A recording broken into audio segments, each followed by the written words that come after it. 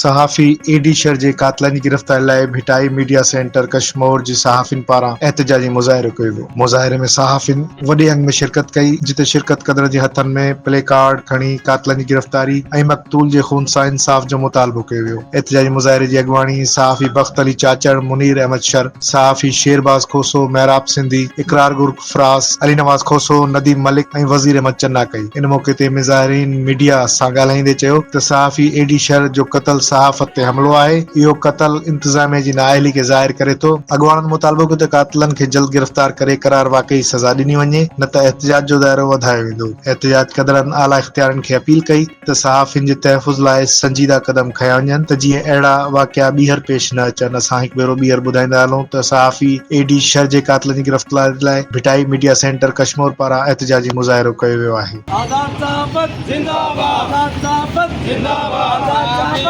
आए ॾींहुं जेका रोज़ पाकिस्तान जा जेका सहाफ़ी आहिनि, ख़ासि करे सिंध जे सहाफ़ियुनि खे बेदर्दी सां क़त्ल कयो पियो वञे, इन ख़िलाफ़ सिंध हुकूमत बिल्कुलु ख़ामोश नज़र आहे। ऐं हिन जेकी हुकूमत आहे इहा पीका एड सहाफ़ियुनि लाइ कानून लागू करे थी, ॿिया कानून लागू करे थी त जेके सहाफ़ी जेका क़त्ल थियनि था बेदर्दी सां, पहिरियों जान मोहम्मद क़त्ल थियो, उन खां बाद अज़ीज़ मेमन क़त्ल थियो, हाणे हीउ जेको आहे सहाफ़ी क़त्ल थियो आहे बेदर्दी सां। आख़िर सहाफ़ियुनि जो आवाज़ केतिरे ताईं दॿाइण जी कोशिशि कंदा। सहाफ़ी हक़ सच लिखंदड़ आहिनि, सहाफ़ियुनि जी कोई ज़ाती इन्हनि सां झगड़ो न हूंदो आहे। जेका सहाफ़ी आइनो ॾेखारींदा आहिनि उन्हनि खे उन्हनि जी आवाज़ दॿाइण जे लाइ उन्हनि खे क़त्ल कयो वेंदो आहे। सिंध हुकूमत खे इहो तारुक वठणु घुरिजे त फिलफोर नोटिस वठी करे जेके सहाफ़ियुनि जा कातिल आहिनि उन्हनि खे गिरफ़्तार कयो वञे, उन्हनि ख़िलाफ़ वॾी खां वॾी सज़ा मुक़ररु करे उन्हनि खे गिरफ़्तार कयो वञे। जेके आहिनि चिमणा नथा गुज़रनि सहाफ़ियुनि खे शहीद कयो पियो वञे। हाणे शहीद सहाफ़ियुनि जा जेके शहीद जान मोहम्मद मार हुजे, शहीद अजय रोलानी हुजे या शहीद रसुल्ला गडानी हुजे, उन्हनि जा कातिल हिन टाइम ताईं गिरफ़्तार न थिया।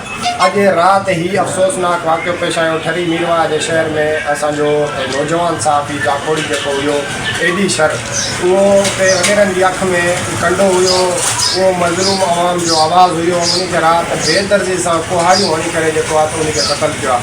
असीं इन जी सख़्तु लफ़्ज़ में मुज़म्मत कयूं था। अॼु हीअ असांजो पहिरियों एहतजाज आहे, उन जा कातिल जेके आहिनि फिलफोर गिरफ़्तार कया वञनि ऐं वारसनि सां जेको आहे उनसां इंसाफ़ कयो वञे।